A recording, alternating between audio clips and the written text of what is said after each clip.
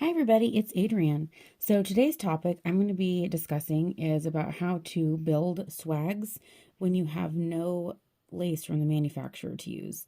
Unfortunately, that really is all too common, and honestly, way back in the day, the designers weren't selling their fabrics and brides weren't asking to purchase fabrics to match their dresses anyways. So this was how I learned how to do it in the first place.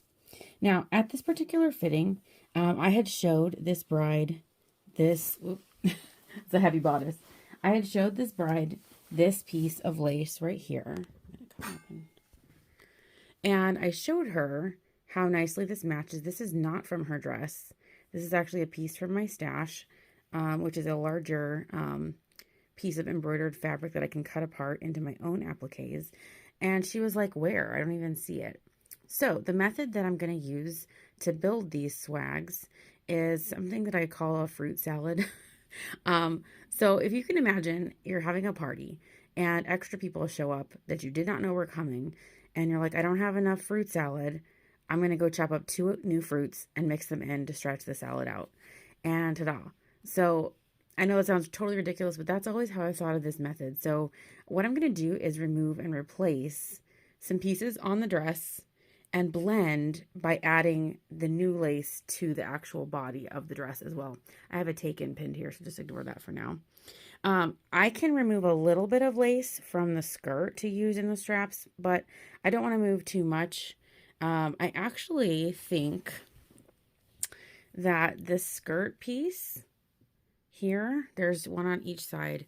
I think that one could be a really good piece to remove and replace. I'm actually going to use these pins here to mark that because I want to take a look at those. I'm big on making sure my straps are symmetrical, especially when they're swags on a super traditional dress. Now, this particular top doesn't have any lace that hangs over the edge, like intensely. So I try to copy the same vibe on the strap. So if there's lots of like lace hanging over the edge, I'll do the same thing. And this one is pretty clean. Here's the back piece. So I'll try to make the finish look the exact same so that way it looks like it coordinates. So what I'm going to do right now is kind of go through what I have lace-wise and just see. I have a couple of good pieces here on my lap. And I'm just going to evaluate how they each look. Now, not every part of your lace is going to coordinate. So, for example, this lace here is where that flower came off of that matches perfectly. But this leaf vine does not look like it goes at all. It is not the same shape at all, but the flowers are. So what I might do is use the flowers, cut these out and use these. And then on this particular piece, I love this lace. Now, if you notice this one, especially on camera, it does look a touch whiter. It's definitely a little bit lighter colored. And sorry, my light makes the camera flash. Let me just see if I can scoot it. Yeah.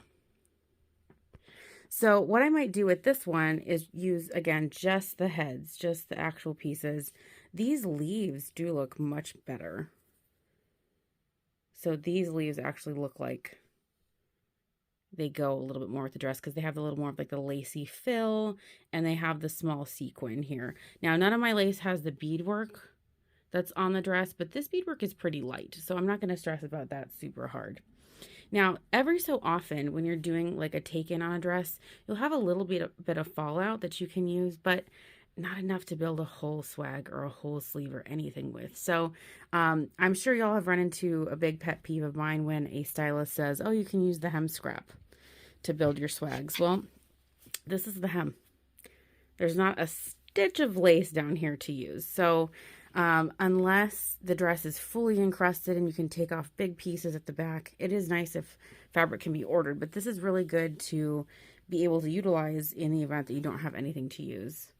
Now, this sleeve might be a good candidate as well, so I'm going to save that to the side. Now, it is also really lovely if you can use similar components. So if you do have a hem that you're off-cutting, now this one I don't have any hem scrap to use at all because it's the perfect height for her, but you can also layer on your straps as you're building them. You can layer the other fabrics from the dress to help it coordinate further. So you could put this as like the middle layer, do another layer of sheer, and then all of your flowers on top. and that'll just kind of help make it look even more like it belongs. I don't have a piece of sheet lace handy right this moment, but you could also put sheet lace as the base. This one doesn't have any sheet lace underneath. It has like just lots of mesh and organza. I'm going to keep my sleeve base build really simple. I'm going to do 2 layers of ivory tulle and then cover it with all of my beautiful pieces. I am maybe going to go just a little bit over the edge so that it has kind of the vibe, but you can see the neckline again just doesn't have a lot of edge fall over. So I want it to look like it coordinates. And then to attach them, I'm going to use my good clear snaps. I like to do 1 on each end so that I can get a little bit of swivel. So these are strong enough that when you close them together, you'll get a little bit of like motion that can happen. And then I wanted to show this too. So she actually had a cool piece of shapewear that we've sewed into the top. I sewed the snap in such a way that it's not actually connected to the shapewear. So I just used the top 3 holes so we can still snap her strap in. And then when she's ready to remove this, she can just pull the pearls on either end and remove the stitching right there. Can you see that? So that way the stitching can come out, but the strap will still be connected to the dress. So that way, if she wants to remove this later or sell the dress or whatever, the straps can still stay attached because the snap is still here. So just keep that in mind. You don't have to use all of the holes. You just have to make sure they're stitched well. Okay, well, I'm going to get on to my next step, and then we will see where it's looking at from there. So here's some of my first round of clippings. Now, these 2 are perfect mirrors, so those might be good for replacing the front harvest pieces that we're going to take off. These, unfortunately, tricked me. These are not a mirror. They're a total match. So you can see these lay on top of each other instead of being a book-matched pair. So these will be good for something, but not necessarily to use on the front. I still want to get a flower for the top.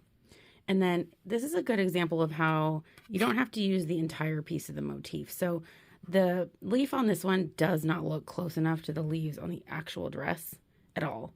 So I'm just going to take the heads off and use these either to replace or again to build my blend. See if I just add that right on top there.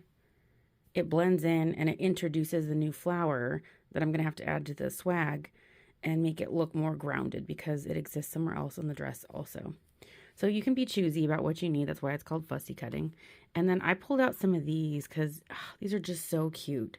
And I feel like these kind of could go on top of the little tiny daisy that are on here. Now I'm not going to do it on everything. I'm just going to do it on enough to make it look, like I said, grounded. Now I'm going to hang the dress up and take a look at where these are in relation. And then I'm going to figure out how much coverage I actually need on this strap. So I measured from where it needs to connect on the neckline from here all the way to the back on her and like what swag measurement I needed. So let's just see how much square footage we really need to cover. Okay, so before I hang this up to look at it, I want to see how easily this piece will pull off and see if any damage is created to the tulle. Now, these are my favorite little snippers to use for lifting lace, just because you can grab really easily and they're not so sharp that you're going to nick the whole fabric. And you can pull decently long strings. Now, I also work from the back side as well because I can see the shine of the stitching a little bit easier from the back. Clear thread is always so fun to look for, isn't it? Now, the only thing I have really to be concerned about is, you don't want to change the design too much. So I want to replace this with something. If it looks okay and balanced when it's done, you can leave it blank, but I don't just like taking lace off and leaving it bare if it wasn't like that. Now, a big key to this is asking the bride's permission and getting her vibe. And sometimes they'll just say, go for it, do whatever you got to do. And some brides will be like, oh, well, I really love this flower right here, so can we leave that one? And then you end up going back and forth with, specific little motifs. So you just want to make sure that you understand what their desire is before you go to town. This actually looks like it's going to remove really well and not leave a hole behind it. So I'm going to go ahead and keep removing this and then see what it looks like on the table. All right, so I got that all picked off and it went pretty well. There was one tiny hole, so that's why it's not my favorite to just harvest and not replace with something. I would definitely want to put something back, both for the aesthetics, but also you never know if the tulle is going to have a flaw underneath. the applique, because, you know, we're all humans, and whoever put this together might have had a hole to cover up in the fabric and then just went to town covering, because no one's going to see it in the end. Now, I was really tickled to find that that piece was not, in fact, a solid section. It's actually 3 components like that to make the shape. And as you can see, that's a pretty nice size. So that's going to cover up a lot of square footage on the actual swag itself. But also I can, you know, puzzle piece them together and blend in some of these other pieces like so. See the goal? Does it make sense? Okay. Okay, so next I'm going to go through this piece of fabric. This is selvage. And then as it goes down to the other side, it's a nice, super dense border print. Now, this has come in such handy since I bought it. I can use it as a fabric, or I can use it as a cut apart. So I'm going to go through and take out some of these flower heads here, like these guys, just to have them ready for scattering onto the bodice.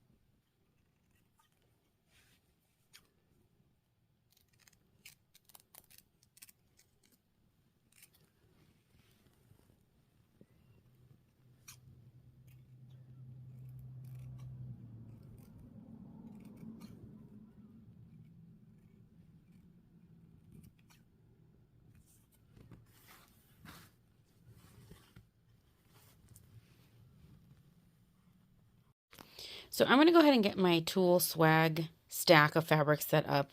I've got 1 layer of ivory I'm going to put on top, and then my 2 base layers of standard. It's not white. It looks like white next to this one because this is very, very ivory and it's folded. I'm going to stack these together, lay my trusty swag pattern on top, and get it all cut out.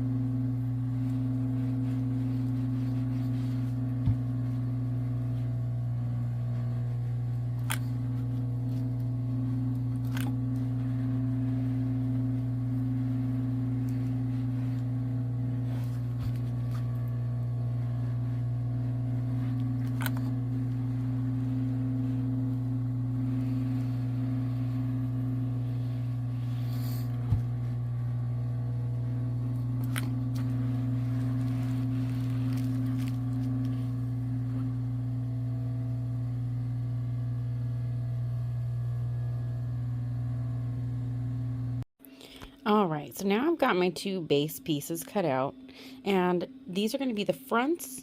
This is the center where I have the pin marked here, so that's like bicep area, front facing. And then this goes all the way to the back. Now, I make these a certain way on purpose. A swag can be cut out a million different ways.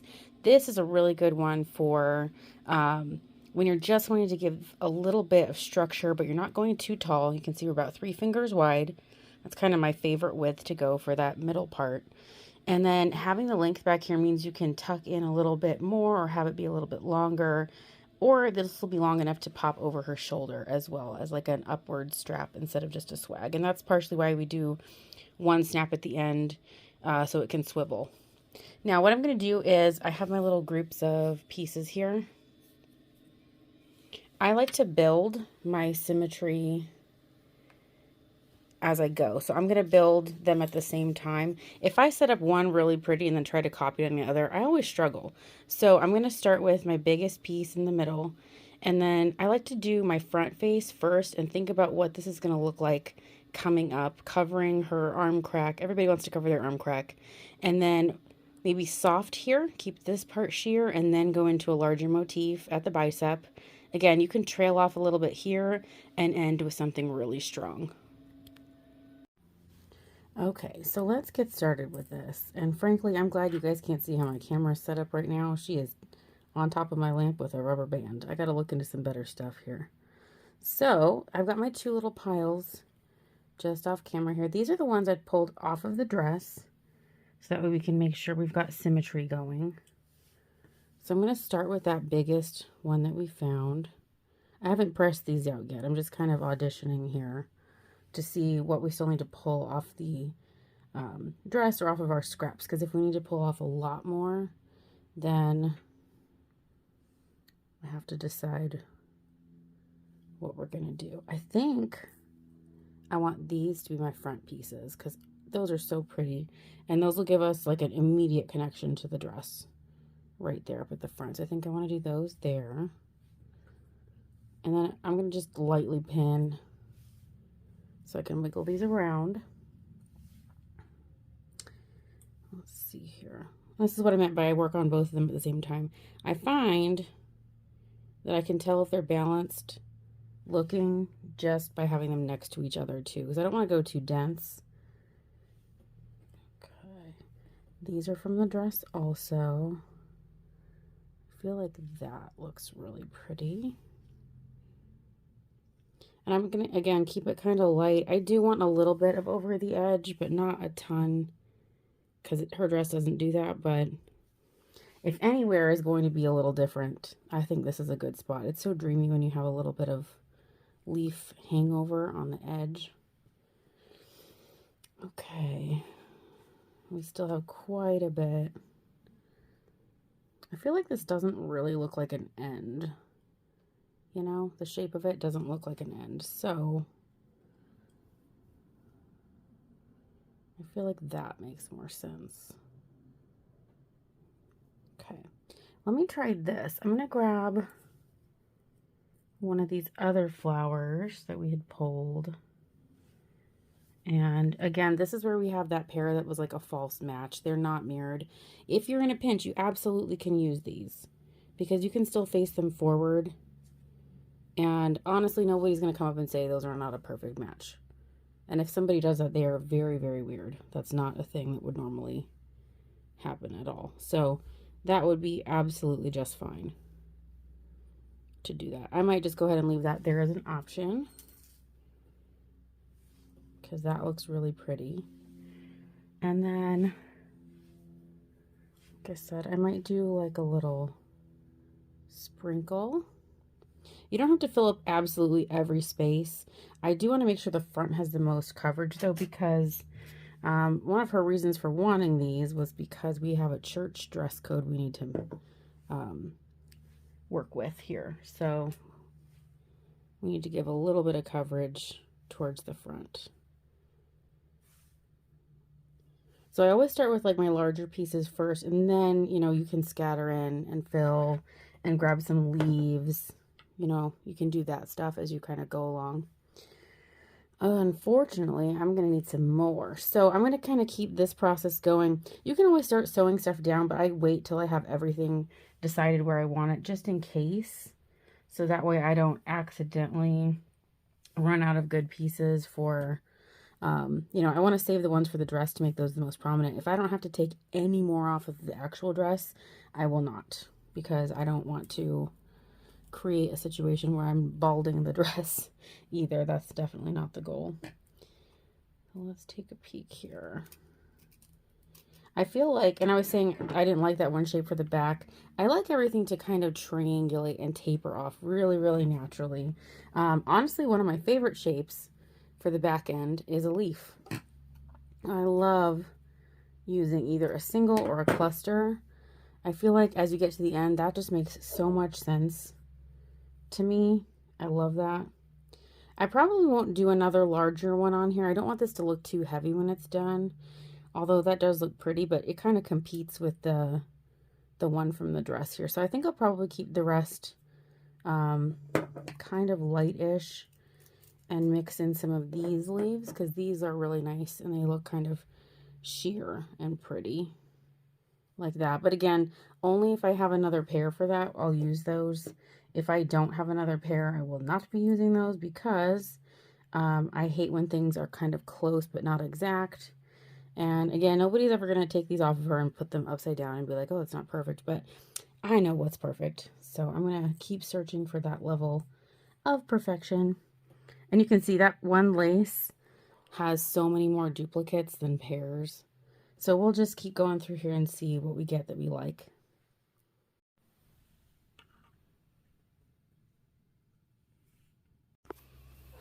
Okay, I went ahead and pulled out one of my favorite little pieces here. This is actually a solid sleeve applique from Dressin, and I have been using it for pairs because it's mirrored.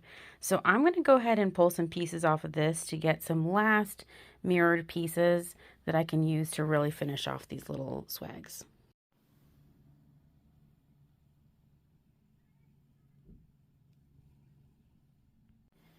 Okay, I think I'm happy with this layout that I got. I'm really tickled.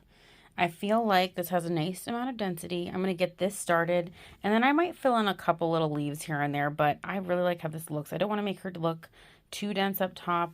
I have the density at the front where I really need it. And then I found these really pretty pieces that I cut off that sleeve set to just be a really nice trail in.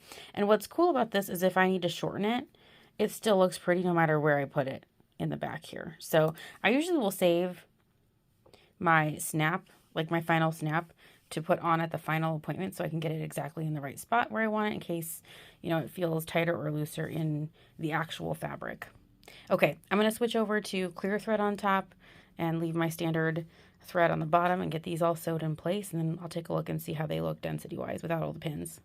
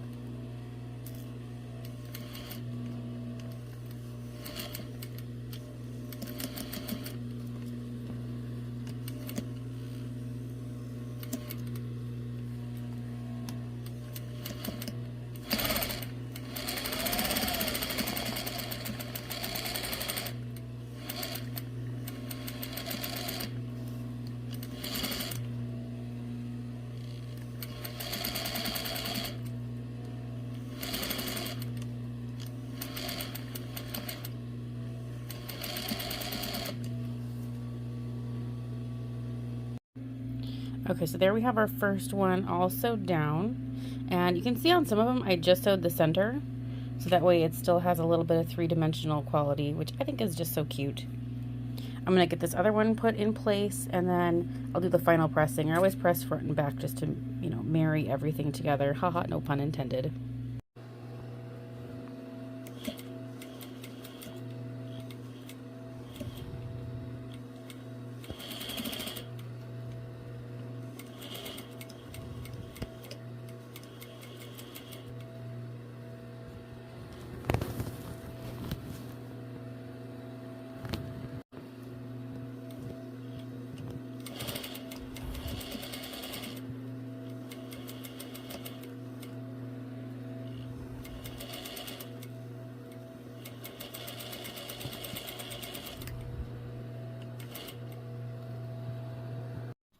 Okay, so don't mind my crazy hanging situation here.